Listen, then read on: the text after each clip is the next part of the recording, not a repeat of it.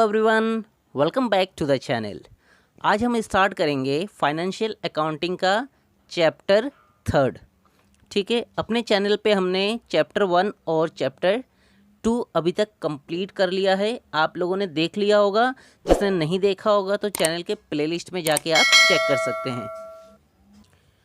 तो चैप्टर 3 है recording of transactions first. ठीक है, जैसा कि आपको पहले के वीडियोस में मैंने बोला है कि अकाउंटिंग क्या है, रिकॉर्डिंग है ना।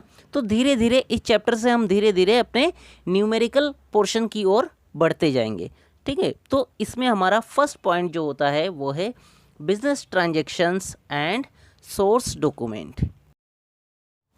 तो देखिए, बिजनेस ट्रांजैक्शंस क्या होते हैं ये मैंने बेसिक अकाउंटिंग टर्म्स वाले वीडियो में आपको समझाया हुआ है।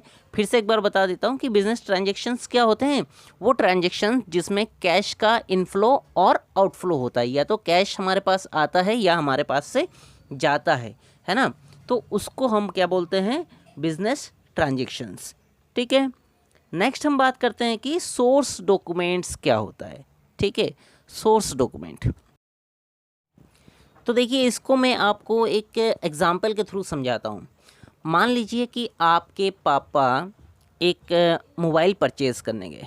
ठीक है, एक मोबाइल आपके पापा को ख़रीदना है, आप भी गए अपने पापा के साथ। ठीक है, शॉप पे आपने मोबाइल देखा, पसंद किया, 20,000 रुपीज़ का एक मोबाइल आपको पसंद आया, तो आप लोगों ने 20,000 रुपीज़ का मोबाइल परचेज़ कर लिया। ठीक है, अब क्या होता है, आपके पापा ने क्या दिया उनको, दुकानदार को 20,000 रुपीज़ दिया, है ना, पैसे दिए आपके पापा ने। दुकानदार ने उसके बदले क्या दिया, आपको मोबाइल दिया। ठीक है ना, और मोबाइल के साथ साथ एक चीज़ और दिया होगा। क्या देते हैं, मोबाइल के साथ साथ उसका रसीद, यानी कि कैश मेमो, है कि नहीं। जब भी हम कोई सामान परचेज़ करते हैं दुकान से, तो वो क्या करता है, हमें एक रसीद देता है ना, उसका बिल देता है, कैश मेमो देता है। ठीक है, तो उसको क्या बोलते हैं, सोर्स डॉक्यूमेंट या फिर बाउचर्स, उसी को ही कहते हैं बाउचर्स। ठीक है ना, अब समझ में आया कि सोर्स डॉक्यूमेंट्स क्या होता है। मतलब कि सोर्स डॉक्यूमेंट क्या है, एक ऐसा डॉक्यूमेंट क्या होता है, रिटर्न फॉर्म में होता है, ये आपको पता है। इट मीन्स एक ऐसा डॉक्यूमेंट जो कि रिटर्न फॉर्म में हो, जो एविडेंस होता है कि ट्रांजैक्शन हुआ है, कोई भी ट्रांजैक्शन हुआ है, उसका जो रिटर्न एविडेंस होता है ना, उसको बोलते हैं सोर्स डॉक्यूमेंट या फिर बाउचर्स। क्लियर। तो देखिए, ऐसा ट्रांजैक्शंस जिसमें सिर्फ 1 अकाउंट डेबिट हुआ है और 1 अकाउंट ही क्रेडिट हुआ है, तो उसको बोलते हैं हम सिंपल ट्रांजैक्शन, है ना, सिंपल ट्रांजैक्शन बोलते हैं। और उसमें कौन सा बाउचर बनता है, ट्रांजैक्शन बाउचर। ठीक है, जैसे कि इस वाले ट्रांजैक्शन में जो मैंने अभी आपको बोला, उसमें क्या हुआ, एक चीज़ गया एक चीज़ आया, कैश गया मोबाइल आया, और दुकानदार के पास मोबाइल गया कैश आया। ठीक है ना, तो इसको बोलते हैं ट्रांजैक्शन बाउचर्स। ठीक है, तो देखते हैं ट्रांजैक्शन बाउचर का सैंपल। तो देखिए, ये हमारे पास है ट्रांजैक्शन बाउचर का सैंपल।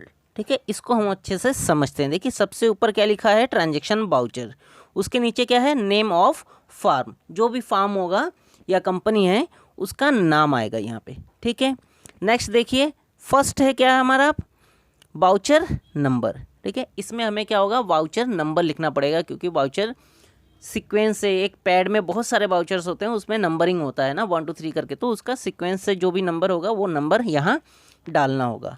ठीक है, सेकंड नंबर पे हमें दिख रहा है डेट। डेट पे, जिस डेट पे ट्रांजैक्शन हो रहा है वो डेट आएगा। क्लियर।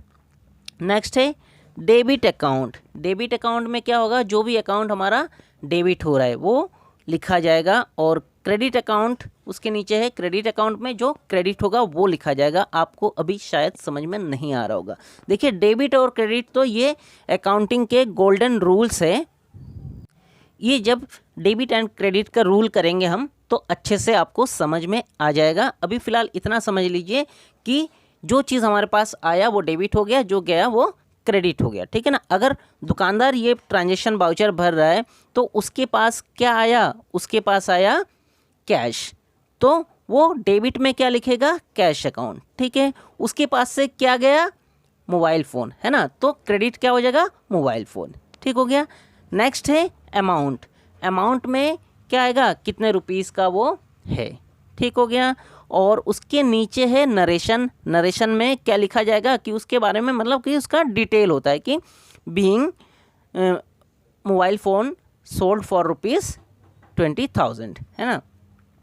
उसके बाद देखिए राइट हैंड में और लेफ्ट हैंड में दो आपको दिख रहा है, आपको ऑथोराइज्ड बाई और एक है प्रीपेड बाई, ठीक है। प्रीपेड बाई में मतलब जो ये वाउचर बनाता है, जिसके द्वारा वाउचर बनाया जाता है, वो प्रीपेड बाई पे साइन करता है। और ऑथोराइज्ड बाई मतलब होता है जिसके पास इसकी अथॉरिटी होती है, ठीक है ना, तो वहाँ पे उसका साइन होता है। जैसे कि आप सिंपल स्कूल का समझ सकते हैं कि जैसे एक प्रीपेड बाई आपके टीसी है, तो टीसी बनाता जो है ना ऑफिस वाले, तो वो वहाँ पे उनका साइन होता है प्रीपेड बाई का। और ऑथोराइज्ड यानी कि जो उसके पास जिसके पास इसकी अथॉरिटी है, मतलब प्रिंसिपल का साइन अलग से होता है, ठीक है।